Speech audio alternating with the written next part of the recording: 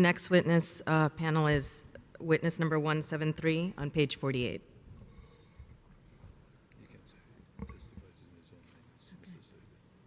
Mr. And the witness is going to testify in his own name. His name is Mr. Abdi.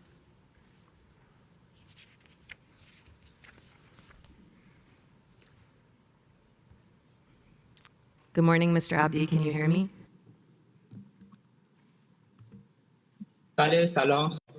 Yes, I do. Good morning to you too. Greetings. Mr. Chair is going to swear you in before we begin. Good morning, Mr. Witness. Could you repeat after me, please? I solemnly declare that I will speak the truth.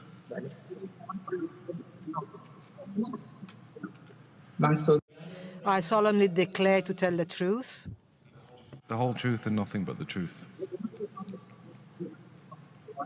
the whole truth, and nothing but the truth. Thank you. There'll be questions now from counsel, followed by questions from the panel. Mr. Abdi, could you please explain to us what happened to you on November 16th? And only disclose what you're comfortable with disclosing, okay?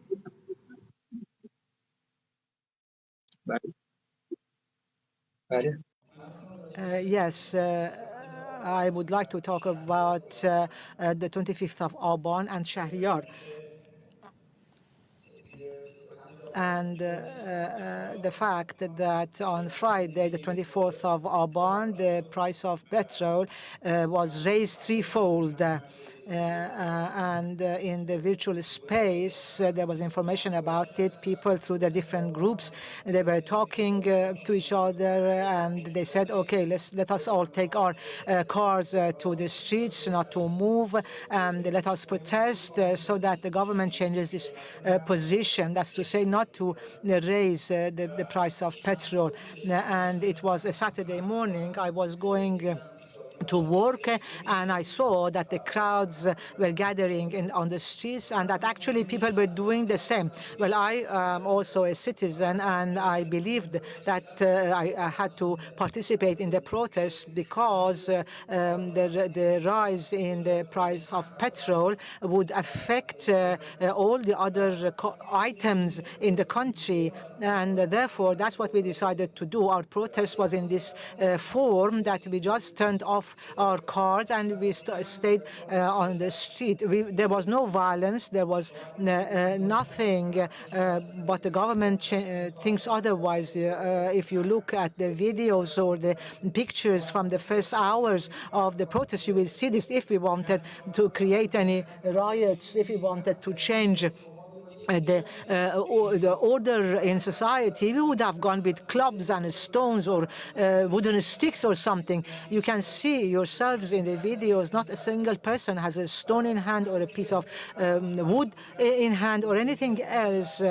So people were there, the crowd was there, and something else that I have to tell you over here is that the main reason for the misery of Iran is this: Iran is being destroyed, and I consider that the main reason for it is Khomeini, and people don't like Khomeini. The ring of Khomeini that they have put in the cities, people have set it to fire because they are so angry about him. And therefore, what we can say is that the militia, the Basij, and the other forces, they are in the pockets of Khamenei, and they don't look at setting fire to things very comfortably, and therefore they start arranging themselves to attack civilians. And the area that I come from,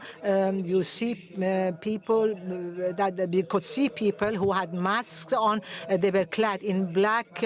They had shockers in their hands. They had tear gas in their hands, and you could see that they are deploying and they are being prepared to attack us.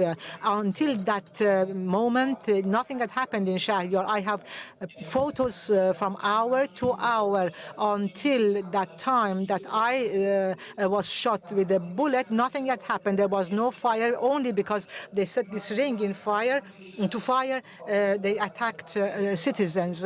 So I went to another place. I saw that the place I was is not safe anymore, and I went to another place, and I did not want at all to get involved in any struggles. I was a protester. I have never been a political person in my life. I had never been in any kind of struggles, in any kinds of fights, and only this thing made me become a protester too. I went to Fabonnier Square, and I saw that from a street leading up to this Imam Square, that there were shootings, and I could see that tear gas had been released, and I saw that there was a big wave of people who were running toward the other direction. And I heard that the other people said that the forces are attacking people, they are releasing tear gas, etc. And then all of a sudden I saw that there were some plainclothes people and some revolutionary guards, and they started shooting without any warning, without anything. You can look at the films yourselves, and you will see that without any kind of warning, they started shooting the civilians, the people who were fleeing the other forces on the other side of the street. And of course, the forces were a lot of people. The crowd was not very big, and they were coming to us with their showcase. And because we were also part of the population, we were also trying to flee. There was no other way. It was a small street, and you had to escape through running away until you would leave that street and come out. And at that time, the forces were running, and people were running away from the forces, and they were going towards their cars. And some people were shot with bullets. Somebody who was running beside me, he was killed. Because we have interpreters that are trying to interpret what you're saying. Okay.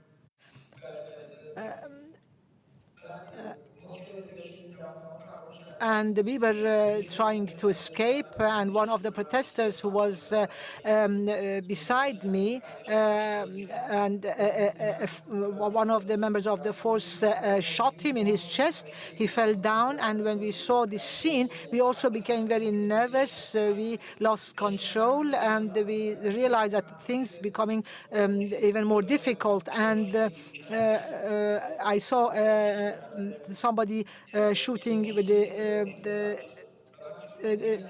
Kalashnikov, and I saw that this person was going towards a car to enter the car, and I said, okay, good, he's going into the car and he's going to go away. And as I was escaping, I saw that the car started and went, and in one moment I saw that this member of the forces was standing right in front of me. He just targeted me, and he shot me in my leg, and then he escaped and went away. And the other people who were there, they were my friends. They also tried to take me to the hospital, and there was a person wearing a blue bomber, and you can also see him in the film. Nobody has heard from him. We have no news from him. We don't know whether he is alive, dead, executed, in prison. We have no news of him. His family does not have any news of him. He's an unknown person now. And but anyway, they put me in a car and they took me away. And the struggles that I am explaining to you, it was the first time in Shahyad. Nothing had happened in Shahyad before that. Nowhere had been destroyed. There had been no fire anywhere. I will send you pictures to see that these forces, the forces did it themselves. They were the ones who made people to become angry. It is the policy of the Islamic Republic when there are crowds that they cannot control, and they fear that they might lose power. That's what they do. They use these people who are in plain clothes or they are clad in military uniforms. They let them loose in the crowds. They make people nervous. They start shooting, and the crowds become angry and nervous, and they go and do things that will give a pretext to the Islamic Republic, so that they can collect pictures from these people, so that they can show that to the international community to say this is the reason why we killed them, this is the reason why we attacked them. Nobody wanted to create any kind of disturbances or riots. And when I was in front of the hospital, I just called one of my friends and I said that this has happened to me. Are you there at the hospital so that I can come to you? He said, no, I'm not there. Don't go to the hospital at all. There are some plainclothes officers here at the hospital. They have come from the IRGC intelligence department, and whoever has been involved in the protests and has been injured, killed, or in whatever manner has been connected to the protests would be arrested and taken. So he told me not to go to the hospital. He gave me an address and told me to go there. And he said that he will come to me with a doctor so that they would examine my leg. So my friend came with a doctor to me, to the place where I had gone. Well, he said that I was really lucky that the bullet had not hit my bone and had just gone through the muscle, and I could have had operation at home. Otherwise, I had to go to hospital, and if I had gone to hospital, I would have been arrested because many others had been arrested. During the time that he was operating my leg, for in an hour or two, maybe more than 30 or 40 times, his phone rang and his friends and relatives were calling him, asking him for help in Pardis, in Andishe, Robat Karim, Shahriar, and all the close area neighborhoods were trying to call this police, asking him for help for the relatives and friends who had been shot and who were taken home. And even some of them had been killed. Some of them were at hospitals, and the hospital was not answering the families, and they wanted to pursue the issue through this doctor. The other issue that I should tell you is that my relatives and friends who worked at the hospital, after they explained the issues, they said that the security forces of the Islamic Republic of Iran, these killers, had some cold room cars, had some cars with refrigerated cars. They had put those refrigerated cars close to the hospitals, and they put the people who had died inside those cars. And also even they put the injured inside those cars. They easily took people and put them in these cars. Nobody knew what was going on because nobody thought what was going inside these cars. These cars were refrigerated cars. They were for carrying food, but they were filled up with people who had been arrested by the Basij and the IRGC.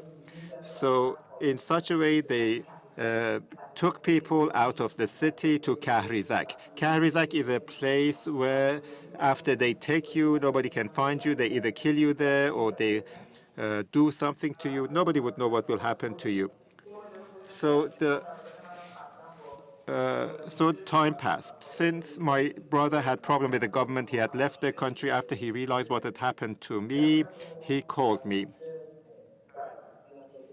And he was informed what had happened. He advised me to leave the city.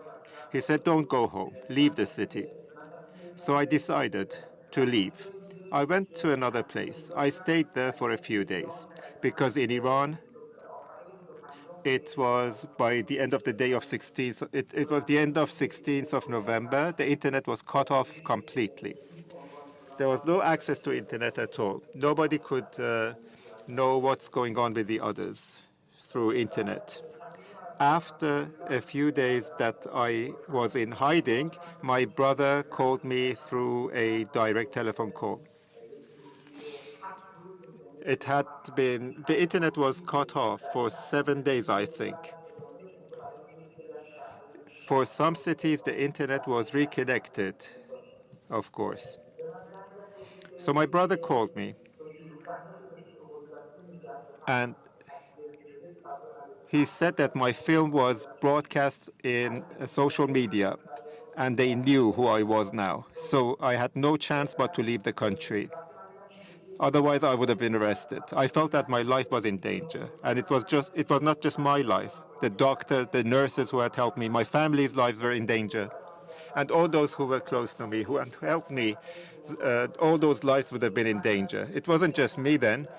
There would be the lives of tens of others who would be in danger. So I decided to leave the country. We made some coordinations at the airport through one of our friends. I realized that there was no name of me mentioned at the airport. It was at the beginning of the conflicts. It was 10, 15 days after the protests. Therefore, there were some people who were being tortured at the prisons, and still the names had not been advertised and revealed. So I could leave the country through the airport, both because my life was in danger and also my leg had infected and I needed to do something about it. My leg could have been amputated, so I had to go somewhere to treat it. And at that time, the Islamic Republic was not looking for me. After I left the country, about 10 days after, my brother called me, and he said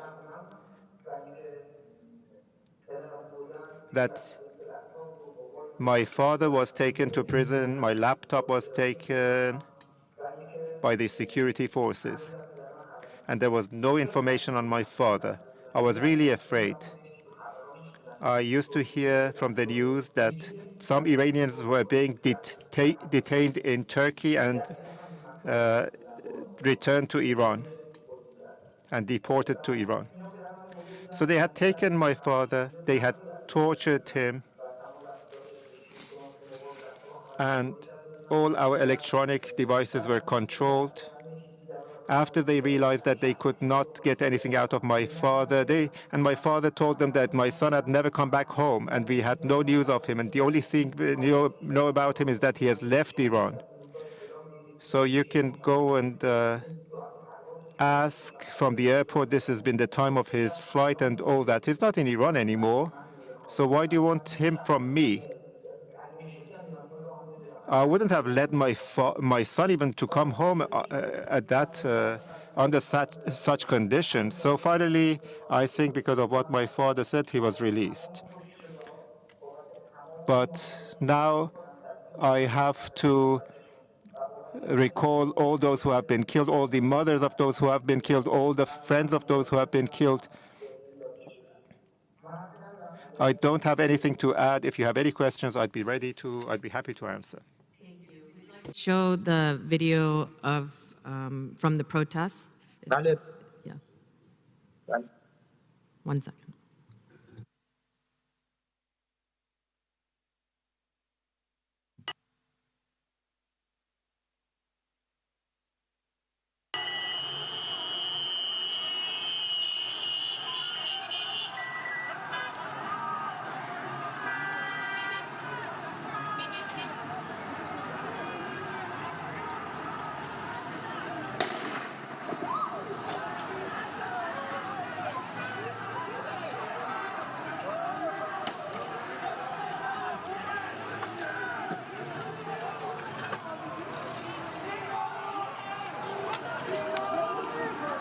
یارو با تیر زدن.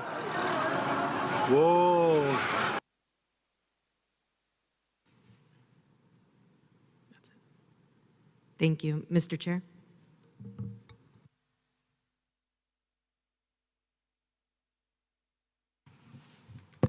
Thank you for your testimony. I just have one series of questions. You explained how you were shot in the leg in the context of the protest. The person who shot you, did he say anything before actually shooting? Did he say anything to you? I forgot to mention it. When I got to him, I got shocked. I saw him targeting me. I asked him, why are you shooting? He said, you're rioters, you're hypocrites. Were you carrying a weapon or stones or anything like that? No, I didn't. If you stop the film when I fell on the ground, I only had a mobile phone. When I saw him targeting me, I was trying to film him so that at least I would have some evidence of who had shot me, so that people would know that they were not the people who were shooting. I just tried to film him. When I took my mobile out, he just shot me. Did he see? Was the mobile in your hand? So not, or was it still in your pocket when he shot you?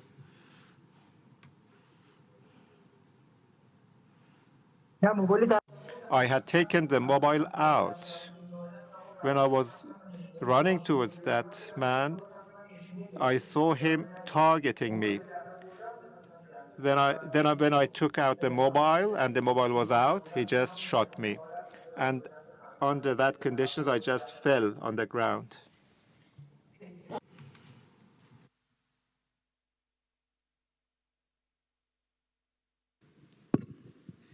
Thank you, Mr. Testimony. It is very clear. I just had one question that's not directly about your testimony, but helps me understand your appearance today. What is it that you are looking for through this appearance?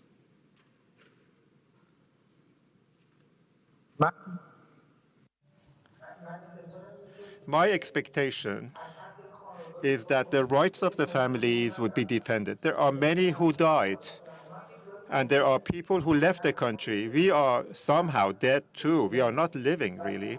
But the families of those who have died are suffering. There are people who are in prisons. They are considered as political prisoners. There are some who may be executed. You should be able to prevent this. You should condemn the Islamic Republic. The Islamic Republic is a criminal government. Everybody knows that. If you ask everyone, they would know that. Even the officials, the people who work for the Islamic Republic, don't agree with their government. They are just getting their salary from the government. I know many people who are working in the IRGC, in other parts of the department, but they don't believe in the government. They believe that the government is criminal. There are many around us who are military personnel, but they know that the Islamic Republic is nothing but a criminal government. They are criminals. When you look at the people shooting a 16-year-old in the face during protests, an individual who doesn't even know how to shoot is being forced to shoot in the face of the other people. Well, this is the definition of a criminal government. There were people who came to me that a gun was given to a Basiji, 16-year-old, and he was asked to shoot people. And another person had witnessed in Andisha that a child and another person who had been shot in the head and his blood had scattered everywhere. So that's a crime. You don't give a gun to a child to do such shootings. So you should support those prisoners, those who are in line to be executed. Thank you very much. Nothing further. Over to you, Council. Thank you, Mr. Chair. Thank you, Mr. Abdi. Mr. Chairman, our next Can I just thank you very much for testifying, Mr. Abdi. We listened with care and we will take it all into account. We appreciate the effort you've made. Thank you.